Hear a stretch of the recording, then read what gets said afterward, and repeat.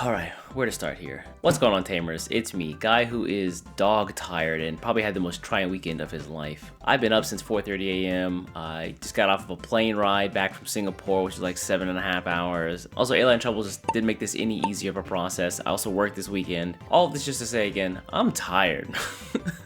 But that doesn't mean there was only bad news this weekend. Luckily, Bandai put out an announcement saying that they're going to make an update to the restricted and banned lists for the Digimon card game for not only the Japanese version, but also the English version as well. I believe those are going to be happening this week as of the making of this video, so very, very soon. And so with that looming on the horizon, I wanted to do a quick video about what some of those banned or restricted cards could be. Using some of my experience playing in the Japanese side of the game, where recently we have had a lot of problematic cards released, like just generically really good cards, that the English side of the game hasn't had access to yet. So my strategy for this prediction list is to focus on generically good cards. I think right now in Digimon, we have some generically good cards that can be slotted into pretty much any deck without any repercussion at all, but just push out some of the core cards that those decks might otherwise run. And as a result, these cards have sped up decks to the point where pretty much every color, or nearly every color, has a viable OTK deck that's really hard to fight against. My hope is that by targeting some of these cards, we can slow down OTK decks overall, while also widening the pool for viable decks in the game. So with that said, let's finally take a look at some of the cards that I would limit or ban. So first, talking about cards that I would limit to one per deck. The first one is actually not even a Digimon, it's a Digi-Egg, and that is Bukamon. I think Bandai's intended use for this card was to include it in source stripping decks, so you can give a bit of offense to source stripping some of your opponent's Digimon. But in reality, pretty much every blue deck can build a stack higher than almost any color in the game right now. And with things like Gabumon and Garurumon also out here in blue and they getting the new X antibody line, that becomes even more problematic. As long as this Bukamon sticks around, outside of like really specialized decks like Blue Flare, I don't think any other blue deck has a reason to run any other Digi-Egg except this Bukamon. Truthfully, I think that I would just ban this card outright, but honestly, I think it's also a really good and interesting experiment to limit it to one, just to see how Digi-Egg deck building changes. If the card's limited to one, do you suddenly only run one Digi-Egg card, just so you make sure you always get that card and then hope that that one stack can close out the game? Or do you run it alongside 4 other Digi-Egg cards, just so you can get those free Digivolves and the protection from raising?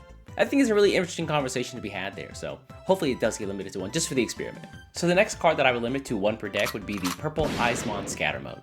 Eismon itself has already been restricted to one per deck just because of how powerful it was whenever you discard to get a free body on board as level 4, but Eismon Scatter Mode itself is also a just generically really good card. And as the game evolves to have more decks that need to set up the trash in a very specific way, Eismon Scatter Mode only becomes more useful. Over here in Asia, we've already seen it in the case of a Apoklymon, who can set up and cycle through 6 to 7 cards with one Eismon Scatter Mode with a couple of inheritance cards, and that lets you get an Apoklymon out by turn 2, which is way faster than pretty much any other deck in the game can set up. If you ban the engine in the Scatter Mode here, you can actually play the Apoklymon deck, it's just a little bit slower and other decks have a fighting chance. So the next card that I would limit to one per deck would be the EX1 Analog Youth. This card is pretty much a staple in every purple deck under the sun right now. For 2 memory, you can cycle through 3 cards, grab 1 to hand, and 2 to trash. It's so useful. But on top of all that, it also allows you to either keep your own turn or steal your opponent's turn. One of your level 5 or higher gets destroyed on the board. Take something like Finnerugamon, who could, for example, go into a Hellugamon to end their turn. Hellugamon will destroy himself, destroy an opponent's Digimon.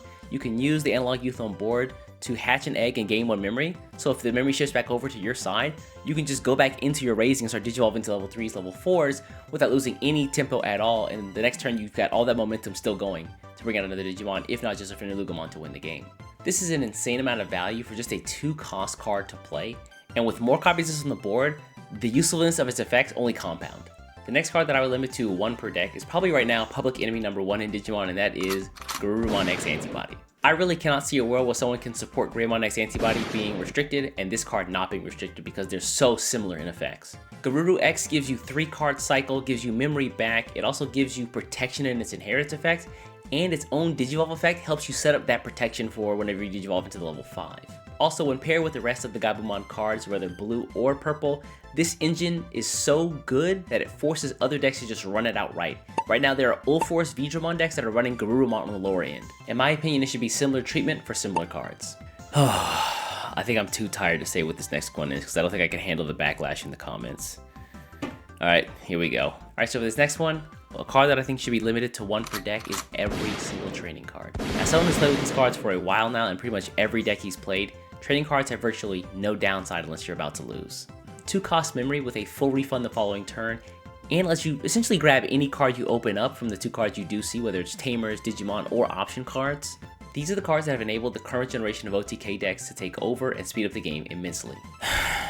and I know this opinion is going to be super unpopular with players in the West who don't even have access to these cards yet in the game, but I truly believe that by restricting them to 1 per deck, it does lead to a better player experience overall. And the last card I'm going to restrict to 1 per deck is going to be Cool Boy. And I know that in the last set of banned restricted list updates, people were expecting Cool Boy to get touched and he didn't. But honestly, now that if we've restricted the training cards, I know that the X antibody player is just going to run back to Cool Boy as a way to get card draw and free memory. And so if you touch the training card, you kind of have to touch this guy as well, because then it forces those players to actually build with their core mechanics cards. If I don't touch Cool Boy, I fear that the game just reverts back to X antibody metas where, you know, things like Garurumon and Greymon is just going to rule and reign over the day again. And so that's going to be my restricted list predictions. Again, I don't feel like any card should be banned outright, with maybe the exception of Bukamon, like I said before. But honestly, I feel like if you touch these cards, the game slows down to a point where lots of decks become viable, but you also keep the power that a lot of these decks that are already really strong have. You know, that's going to be my predictions. I think I was a bit optimistic in this case. Let me know what you guys think in the comments below. Do you disagree or agree? Also, do you feel like there are some cards that I missed? Maybe some cards that should be restricted or banned that I didn't talk about, or maybe even unrestricted? Anyways, folks, I'm going to get out of here, go edit a video, and then pass out for 10 hours. Before you get out of here, do me a favor, hit the subscribe button, and I'll catch you in the next one. Take care. Oh yeah, I almost forgot. Unrestrict my man Saber Hookmon. Make Jessamon great again.